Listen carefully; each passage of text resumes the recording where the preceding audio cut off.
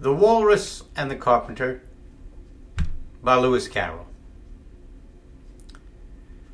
The sun was shining on the sea, shining with all his might. He did his very best to make the billows smooth and bright. And this was odd because it was the middle of the night. The moon was shining sulkingly because she thought the sun had no business to be there. After day was done, "It's very rude of him," she said, "to come and spoil the fun."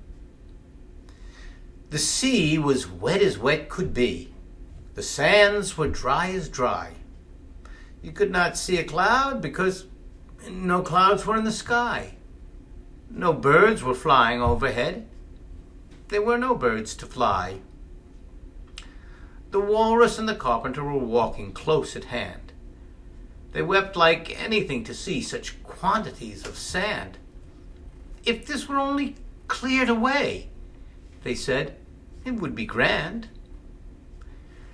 "If 7 maids with 7 mops swept for half a year, do you suppose," the Walrus said, "that they could get it clear?" "I doubt it," said the Carpenter, and shed a bitter tear.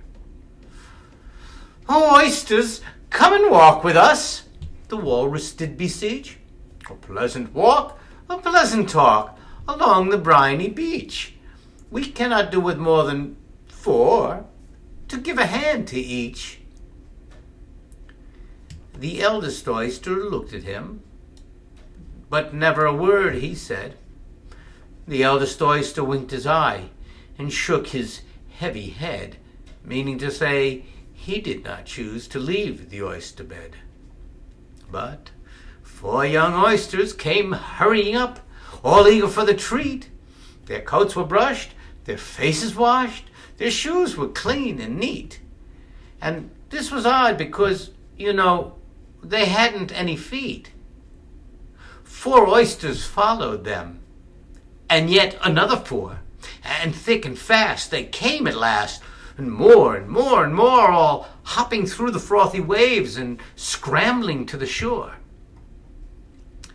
The Walrus and the Carpenter walked on a mile or so, and then they rested on a rock, conveniently low, and all the little oysters stood and waited in a row. "The time has come," the Walrus said, "to talk of many things, of shoes and chips and sealing wax, of cabbage and of kings, and why the sea is boiling hot, and whether pigs have wings." "But wait a bit," the oysters cried, "before we have our chat, for some of us are out of breath and all of us are fat." "No hurry," said the Carpenter. They thanked him much for that. "A loaf of bread," the Walrus said, "is what we chiefly need. Pepper and vinegar besides are very good indeed. Now, if you're ready, oysters dear, we can begin to feed."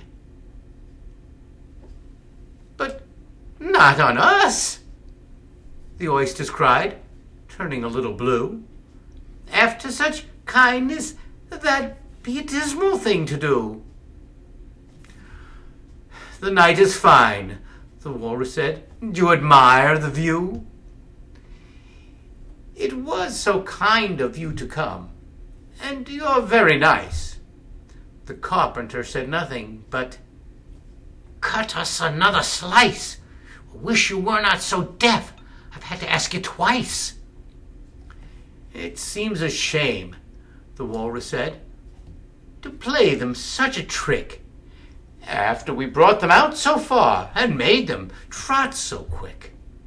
The Carpenter said nothing but, "The butter is spread too thick." "I weep for you," the Walrus said. "I deeply sympathize." With sobs and tears, he sorted out those of the larger size, holding his pocket handkerchief before his streaming eyes.